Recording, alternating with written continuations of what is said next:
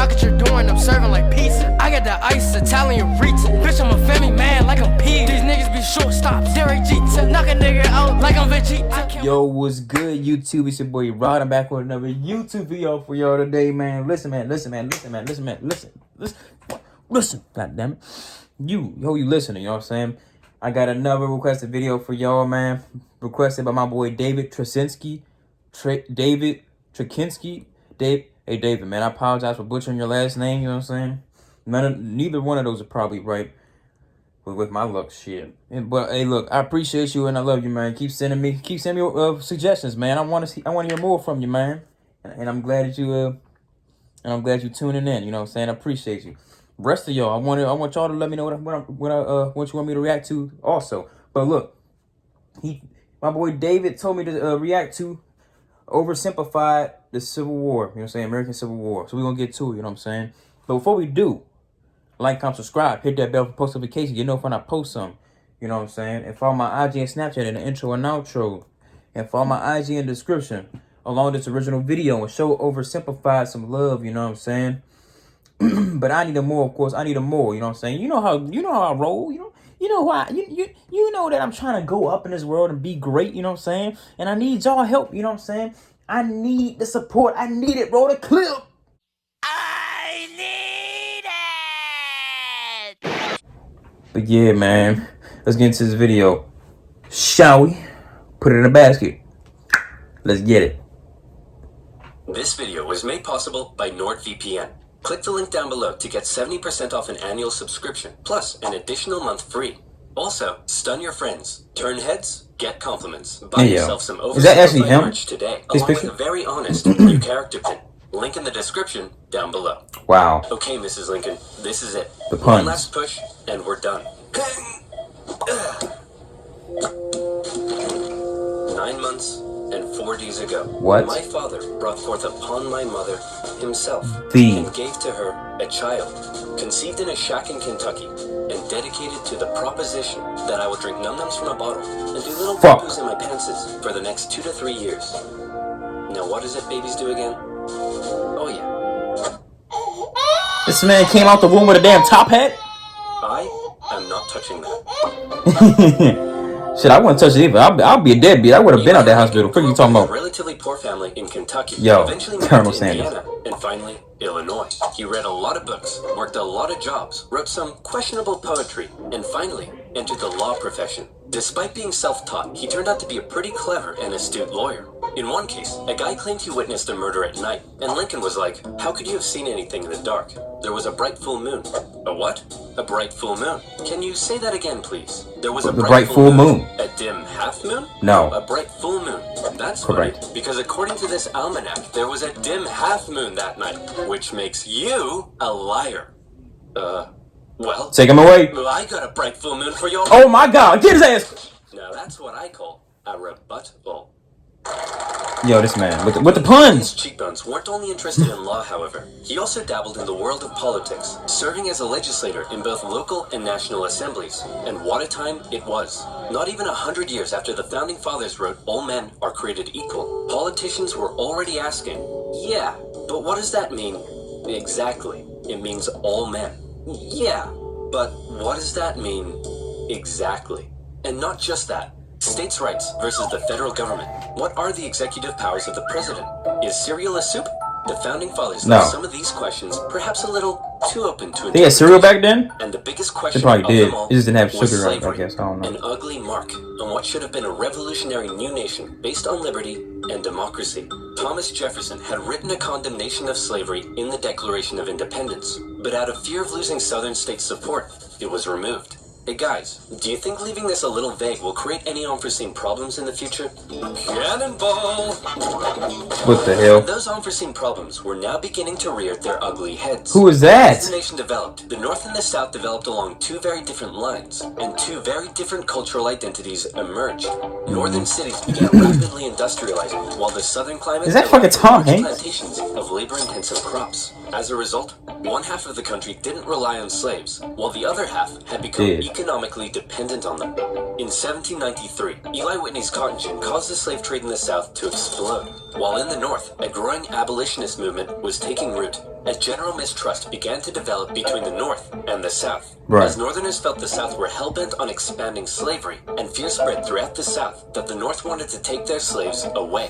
In 1819, You're going to take there were our 11 slaves! states and 11 slave states. Take your The first slaves! South. The happy medium, a harmonious relationship. That's a Hey guys, South Park nice to meet you. reference, by the I'm way. Missouri, and I would like to become the 23rd state. Hey buddy, welcome to the nation. We'll be happy to accept you as a free state. Oh no, you don't? You're trying to get one over on us. Missouri's gonna be a slave state.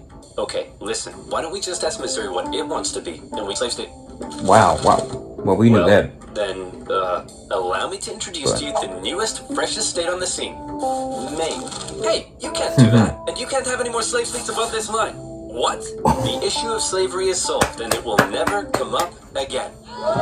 Until 2 years later, yeah. it came up again. Yep. You see, as America expanded westward, each new state or territory that was added threatened to upend the delicate balance between the slave and free states. If one faction managed to outnumber the other, it could gain an easy majority and force its own ideals on the opposing side, leaving a huge portion of the population feeling spiteful and oppressed. For a while, compromises kicked the can down the road and kept the volatile balance in check, as new free and slave states were roughly added in pairs. But then one loudmouth state just had to barge in and ruin everything. Let me as guess. usual. The addition of Texas saw the United Texas, States enter man. into a war with Mexico, which they won, gaining a huge amount of land out west and creating even more problems. Hey guys, nice to meet you. I'm California, and I would like to become the 31st state. Hey buddy, Oh, really? welcome to the nation. We'll be happy to accept you as a southern slave state. Oh no, you don't. You're trying to get one over on us. California's gonna be a free state. Okay, listen, why don't we just ask California what it wants to be, and we can free state. Well, then, allow me to introduce to you the territories of New Mexico and Utah, able to freely vote for slavery themselves. Hey, you can't What do the that. hell? And we can enter Northern Territory anytime we want to recapture escaped slaves. Oh, hell no. The issue of slavery is solved, and it will never come up again. Until it A few did. years later, it came up again. In 1854, a Democratic senator from Illinois wanted to build a really cool choo-choo train here, and proposed that the territories of Kansas and Nebraska Thought that be was, created what's open his to face? slavery, even though they were Andrew clearly Johnson for a minute. above the Missouri Compromise line. Obviously, the northern states were like, hell no. But the southern Democrats who controlled Congress at the time were like, well, if you love liberty and democracy so much, then you should let them vote on whether slavery should be legal or not. And so it was. Huge numbers of pro- and anti-slavery settlers rushed to Kansas to sway the vote in their favor. And while they were all there, they began to beat the crap out of each other. One of those settlers was a man named John Brown, a former businessman who failed at just about everything he tried, and was Wow. arguably insane. He was a radical abolitionist. He looked insane. And dedicated much of his life to the Underground Railroad and freeing slaves. One night, in revenge for an earlier raid by pro-slavery forces, he and his sons killed a number of pro-slavery settlers in the territory, helping to kickstart years of violence known as Bleeding Kansas. Kansas That's and on Nebraska blast. both eventually voted in favor of outlawing slavery. But from here, And that's the 7 tension years? began to grow at a rapid pace. In 1852, author Harriet Beecher Stowe penned Uncle Tom's Cabin, a best-selling novel that exposed the terrible cruelty of slavery to the world. Oh, how awful. How morally corrupt a nation must be to allow such things to happen. Your Majesty, what should we do about all the starving children working in the coal mines? Nothing. The In fucking British. 1854, the Republican Their Party fucked was up formed, teeth. and Abraham Lincoln emerged as a leading figure. Southern Democrats Stereotypically viewed messed the up new teeth. Republican Party with mistrust, believing it to be radical and abolitionist. In 1856, a politician named Charles Sumner gave a speech in Congress, calling out slave-owning Democrats with fiery language. If slavery was a woman, she'd be an ugly one. And the senator from South Carolina would like to boink her. Representative Brooks, do you have a rebuttal? Oh, I have a rebuttal, all right. Yeah, here's a rebuttal for you. Oh, come on. Surely this isn't allowed. I don't know. I'll have to consult the rule book. Man, you can't fight in the fucking Senate floor. Yo, come on now. You can't fight I in can't find Congress. anything about caning a political opponent, but it says here I'm not allowed to wear women's underwear. Uh-oh. The hell? Violence on the The Senate hell? floor took the nation by storm. Southern slave owners sent Representative Brooks new canes to replace his now broken one. He got And on candy the floors canes, of though. Congress, politicians carried weapons in self-defense, which is never a good sign. In 1857, the Supreme Court ruled in the Dred Scott case that all people of African descent, slave or free, could not be citizens, and therefore could not sue for their own freedom under any circumstances, undoing years of progress with the strike of a gavel. Now, within all this bitter debate over slavery, there were many nuances. North versus South, Republican versus Democrat, states versus the federal government. But let's strip all of that away. For 4 million individuals living in America, this wasn't about political intrigue or party alignment. It was about the basic human right to be free. Men, women, and children were stolen from their homelands and brought to the American continent, where for generations they were considered to be property, forced to live in poverty, and work from sunrise to sunset. Plantation overseers did whatever they felt was necessary to get the most out of their slaves. Punishments were often barbaric. Families were regularly separated, and parents could often only watch, as their children were auctioned off, never to be seen again. Thousands of slaves took the treacherous risk of running away, and abolitionists in the North helped many escape by the Underground Railroad as bounty hunters entered the North to chase them down. Leading figures within the abolitionist movement included many significant free black men and women. But it's important to note that for many of the anti-slavery white individuals in the North, opposition to slavery was often an economic issue, not a moral one, as many worried large plantations would take their lands and livelihoods away. Abraham Lincoln knew that slavery was a moral competition evil, with and he regularly the spoke blacks, out against it in powerful speeches that helped him rise through the ranks of the new Republican Party. He lamented at the hypocrisy of a great American nation meant to stand as a shining beacon of freedom, while also enslaving 4 million men, women, and children. He most famously declared in 1858 that a house divided against itself cannot stand, that one day slavery in America would end. However, even Lincoln was cautious in his opposition. He didn't want to outlaw it entirely, but simply prevent its expansion, so that given enough time, he believed it would naturally die out. Thankfully, history would force his hand. In October 1859, one abolitionist decided he'd try to single-handedly take down... Is that John Brown? Force. Who would be crazy enough to even attempt such a thing? My man! It's our good friend, John Brown. He planned to seize arms from an armory in the town of Harper's Ferry, free the slaves there, and continue south, inciting a major slave uprising along the way. This wasn't thought out. A noble cause. A bad plan. And Yeah. a terrible execution. Horrible Brown's plan. men took the armory and some hostages, but were quickly surrounded by one Robert E. Lee and his U.S. Marines. Brown was captured, and a couple of months later, he was executed for treason. Northerners sympathized with Brown, but Southerners were like, you see this? They're coming for us. Soon, there'll be 1 million John Browns. 1 million John Browns? Is that Colonel Sanders? What on earth are you thinking about? A John Brown farm? Yeah, me too. To make matters worse, the new hell? northern free states meant now the southern states really were outnumbered, and they were beginning to feel bitterly spiteful and oppressed. Further fear began to spread in the south when news broke that a relatively unknown figure had just secured the They're going to take our slaves. president. Abraham Lincoln, Take mostly the job. anti-slavery You took Northerners, the made job. some of the most powerfully worded speeches against slavery of any politician at the time. And now there was a chance that he and his cheekbones could become president. For the South, that would be too much. In the 1860 election, Lincoln's name didn't even appear on the ballot in 10 southern states. But much to their horror, when the final results came in, Lincoln had won by an electoral landslide. Lincoln himself tried to calm their fear. How many times do I have to tell you, I'm not gonna take away your slaves?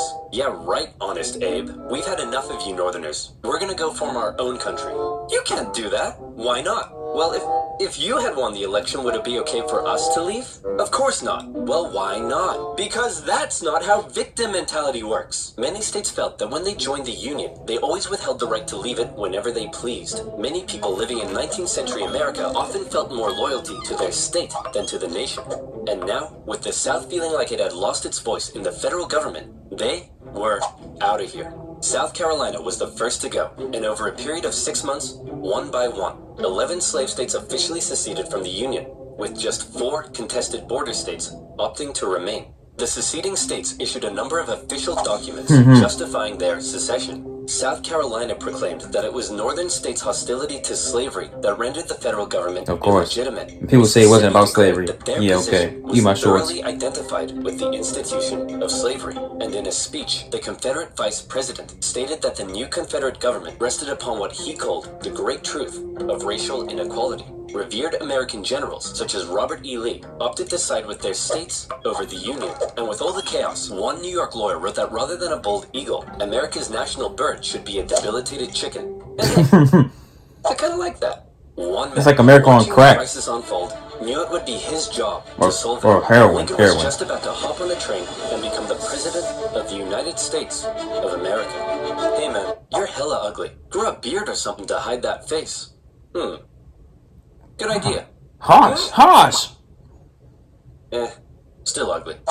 With assassination plots already underway, Lincoln had to travel to Washington, D.C. under heavy disguise and protection. All along the way, he received stacks of threatening letters. May the hand of the devil strike you down. You are destroying this country. Damn you, every breath you take. Love from... Grandma? At his inauguration speech, Lincoln once again reiterated that no, I do not want to take away anyone's slaves. But for Lincoln, he did want to preserve the Union. He declared secession to be nothing but an illegitimate rebellion. In your hands and not in mine, he said, is the momentous issue of civil war. You can have no conflict without being yourselves the aggressors. We are not enemies, but friends. It was clear Lincoln was ready and willing to get freaky and open up a can of Scatman John if he had to. Whether he had the support of the people, however, was in question. In the end, it was the Confederates that fired the first shot.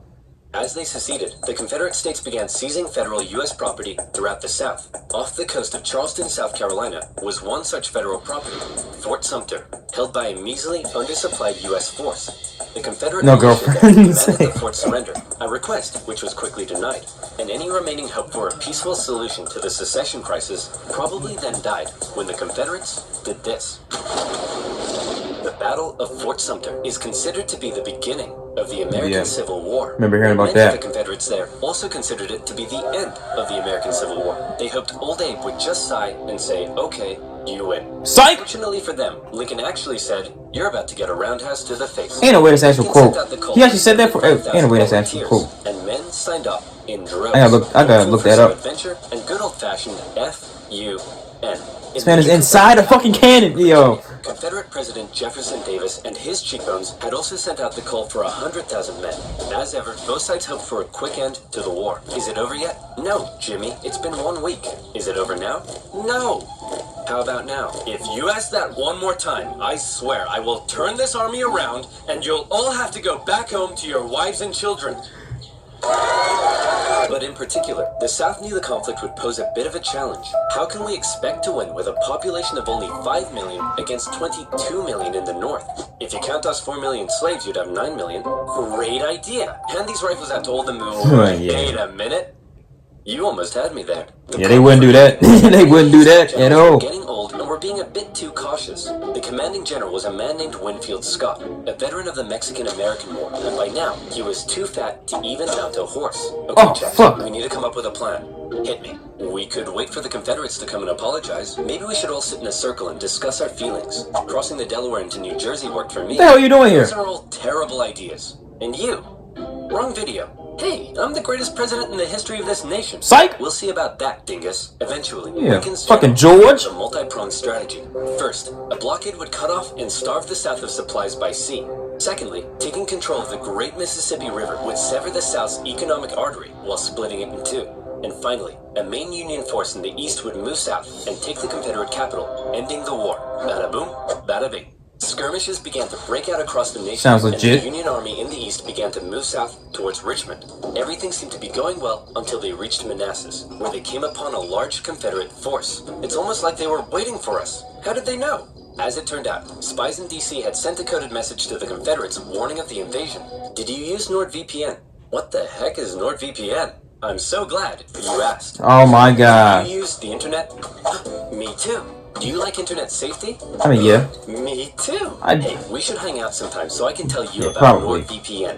NordVPN has over 5,000 secure and super fast servers in 60 countries that allow you to surf the net safely without personal data logging. Not only does it help you stay secure, but with just the click of a button, you can take a quick trip to Sweden and enjoy some Nordic crime dramas. Is there some amazing content on YouTube that's still blocked in your country? Not to fear. NordVPN is here. NordVPN gives you access to all of these amazing features, and it works even in China. Yeah, because China be blocking everything. Link in the description below, nordvpn.com/oversimplified, and use promo code oversimplified to get 70% off an annual subscription. That's only $3.49 a month, plus an additional month for free. Again, that's nordvpn.com/oversimplified. And as always, you'll be supporting my channel. So thank you. Now where were we? Oh yeah. Secession, Fat Man, and the Union invasion. He said, The two sides encountered killed the each other fucking horse. in Manassas, and both geared up for the first major battle of the Civil War, the First Battle of Bull Run. The Confederates rapidly brought in support via rail, and the two sides were about equal in numbers. However, they were also equally inexperienced. A large number of civilians also rode out by carriage from D.C. to picnic on the nearby hills and watch the excitement unfold. Nobody seemed to quite understand how destructive this war was going to be. The Union forces pulled a flanking maneuver to hit the Confederates on their left, and the two sides fired on each other in rows. Farm families living in the area were forced to flee the fighting, including a man named Wilmer McLean. Hurry up, Martha! There's a war out here. The more you tell me to hurry up, the slower I will go. The Union forces. Now look at you. Hurry your ass up and get out of that damn house. The hell? But one as of yet fairly unknown General Thomas Jackson had arrived, and he took a defensive position, standing firm like a stone wall, holding the Union Army off, Stonewall Jackson, sending them running back to Washington, D.C. With heavy casualties, the sobering reality of war hit both sides hard, and the North, having just lost the first major battle, had to face the serious prospect that they may not actually win this war. President Lincoln, General Jackson whipped us so hard, the Confederates are calling him Stonewall Jackson. Wait, that's why they're calling him that? Not because he looks like he ran face first into a stone wall? Apparently not. Worse yet, he is unattractive, you know what I'm saying? Giving away control of southwest Missouri. All of this was terrible news for Abraham Lincoln, especially since many of his generals and cabinet already didn't have much respect for him. They felt he was incapable of running a war, because he seemed a bit like your friendly old grandpa. He famously loved a long-winded story and a good pun. I've been so busy, my wife is missing me, but her aim is starting to improve. But deep down, few realized he could also be incredibly shrewd. Oh, Abe, you're so funny. Funny how? Funny like I'm a clown?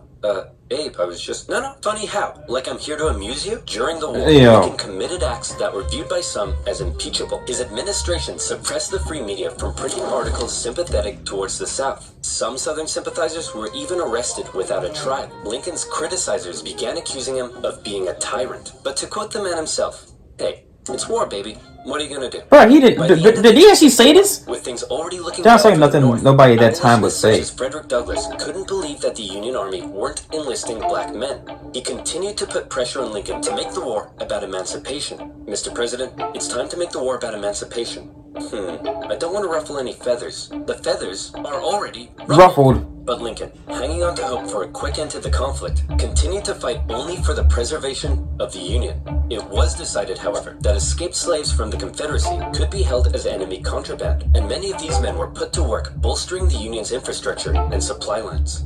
Hoping to get things moving, Lincoln made young General George McClellan the new commanding general, and McClellan began to train up his men. He thought a lot of himself, however, and believed he was going to be the nation's great savior. And like many others, he didn't approve of the president's handling of the war. On one occasion, Lincoln went to McClellan's house to meet with him, but McClellan was late returning home. He kept the president waiting, and when he finally got there, he just straight up went to bed. What the hell? That's what I call disrespectful. Disrespectful as fuck to the president? But could he walk the walk? No. Like Lincoln's other generals, McClellan was maddeningly cautious. Hey man, could you move south and attack the enemy? What? Are you crazy? What if they have a big scary army down there? They probably do. What? Aren't you in the damn army? McClellan worried that he did not have the numbers he needed to fight effectively. What if they have like 10,000 men? Okay, no problem. We'll get you 20,000 men. Well, what if they have 30,000 men? I'll need 40. He's a little pussycat. That's what he is. Well, he was. He passed on now. I'll need 60. Lincoln tried, but it was all in vain. McClellan would not make a move. He made him like a little kid. The North's one saving grace for now was a general out west fighting in Kentucky and Tennessee. General Ulysses S. Grant. Cool, collected, methodical, and a big fan of whiskey. His chief of staff took it upon himself to keep Grant sober. One officer said that Grant habitually wore an expression as though he were determined to drive his head through a brick wall and was about to do it. And that determination led him to score a number of key victories when others around him were failing. At the Battle of Fort Donelson, Grant was like, why does Stonewall Jackson get a cool nickname and I don't? I want a cool nickname. Sir, the Confederates say they're ready to surrender and want to know your terms. Whiskey Grant. Call him Whiskey Just Grant. unconditional surrender. Hey, unconditional surrender Grant. No. That's a pretty cool nickname, right? No. Guys, right? Later in April 1862, the Confederates launched a sudden attack on Grant's army at Shiloh, but the determined, unconditional surrender Grant threw his lines at the rebels and sent them running. The battle resulted in the heaviest casualties in U.S. history so far. But it was still a victory? Despite his victory, Grant found himself under fire. You have to get rid of Grant. Why? Didn't he win? Yes, but he just threw his men at the enemy. Isn't that the point? Also, he's a loony drunk. Well, what does he like to drink? I believe whiskey, sir. Then send him more. Lincoln watched as his cabinet did nothing but bicker, and his then farted. What the fuck? But then, worst of all, personal tragedy struck. Lincoln's young son, Willie, very much loved by the president, died of typhoid fever at the age of 11. Lincoln was a sensitive man and was heavily affected by the loss. His wife was inconsolable. But one of Lincoln's greatest traits, what made him such a great leader, was in the darkest of times, with composure and determination. He kept moving forward. He knew it was his responsibility to hold himself and his family together. And by doing so, he hoped to hold the nation together. And he had it with McClellan's in action. Lincoln decided he was gonna take control. Yeah, kick McClellan the fuck out. Lincoln firmly ordered McClellan to once again move south towards Richmond. McClellan insisted instead they move by sea to the Virginia Peninsula and attack Richmond from the southeast. Yes, said Lincoln. Okay, anything. Lincoln held on to some of McClellan's men to defend D.C. from a nearby Stonewall Jackson wreaking havoc in the Shenandoah Valley, and he sent McClellan south. McClellan landed on the peninsula, and he began to move inland. He came up against a small Confederate army that had dug in at Yorktown. McClellan vastly outnumbered the force, but it's said that Confederate General Magruder deceived McClellan by cleverly maneuvering his smaller force and making McClellan believe he faced a huge army. No, you have way more men than them. Move forward. No. McClellan was in for a month-long siege. Oh my gosh. Just run through him. And Magruder time to retreat. When he finally entered the city and found it deserted, he declared it a victory, calling his success brilliant. Then, after meeting some resistance at Williamsburg, McClellan moved to within just 20 miles of Richmond. His army's able to hear the church bells ringing. Oh my God. Enemy capital. You still outnumber them. Go give him hell. No. McClellan once again held back, moving slowly and defensively. And with his army split in two, the Confederates saw an opportunity to strike back. McClellan's advance was halted, and now the Confederates pulled an ace out of their sleeve. General Lee, you're up. Oh, Do you think we shit. should evacuate Richmond? No, Mr. President, no need. General Robert E. Lee, He about to fuck some shit up of the time, for the was Confederates, you know what I'm in saying? charge. One of his biggest strengths Yeah, was kick his McClellan's ability to read ass. the mind of his enemy, and he knew McClellan was cautious and weak. After moving Stonewall Jackson south to join him, and even though he had a smaller army, Lee hit McClellan in a series of fast-paced, close combat battles that had McClellan spooked. McClellan retreated the Union Army back again and again and again, escaping the peninsula and returning to D.C. Lee had defeated McClellan, and the campaign had failed. Well, that was a major success. A success? Tell me exactly what was successful about that. Well, we successfully retreated. You lost. I didn't lose. I merely failed to win. Things just kept looking worse for the North. Yo, this man. Eastern Navy Oh my had God. some So success, delusional. capturing a number of key port cities, notably when they steamrolled past Confederate forts to take New Orleans. And speaking of the Navy, both sides had begun using ironclads. So that's pretty cool. But in the East, they still weren't having any luck. After McClellan's disastrous campaign, Lincoln briefly sent out one General John Pope to attack Northern Virginia. Hey man, just checking in. How's it going? Well, the Confederates kicked my butt at Cedar Mountain. Then they raided my camp and ran off with my money and clothes. Also, I appear to have been wedgied. Lee defeated Pope at yet another battle at Bull Run, in which nearby farm families once again got caught up in the... God damn it, Martha. Hurry up, Martha! There's another war out here! I'm waiting for my hair to dry!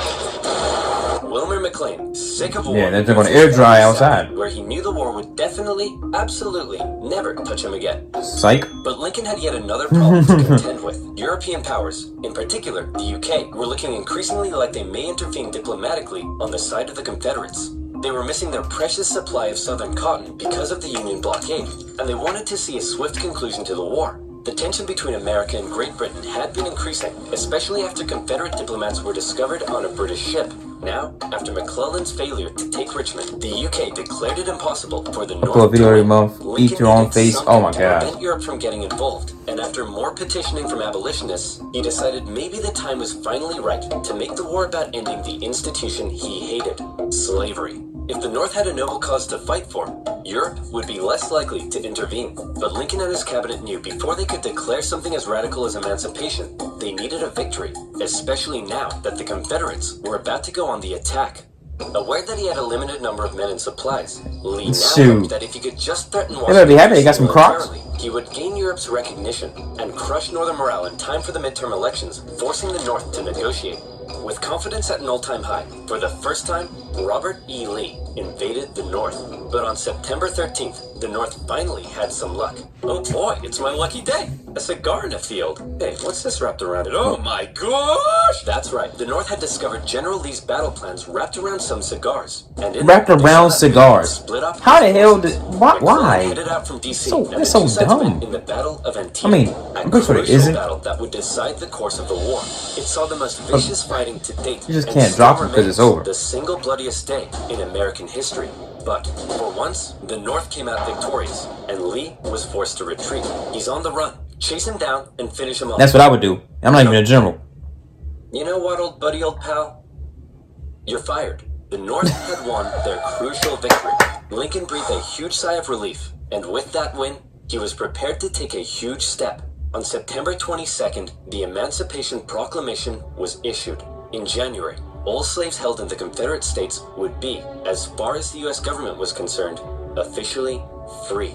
Throughout the North, free black men and women rejoiced, knowing that if the North were to win, their brothers and sisters would no longer be held in bondage. The proclamation also had the intended effect on Europe, who were not willing to oppose a pledge to end slavery. An outraged Confederacy knew that Lincoln had given the war a new meaning. It was no longer just about the preservation of the Union. Now, it was about creating a new Union, washed clean of its original sin. A Union without slavery. Oh, wow. Yeah, man, part 2 gonna be action-packed, you hear me? It is in that video, man. You know what I'm saying? Goodness gracious, this is gonna be crazy. But yeah, man. I'm about to hurry up. I'm about to hurry up. I'm just about to hop into part 2, man. You know what I'm saying?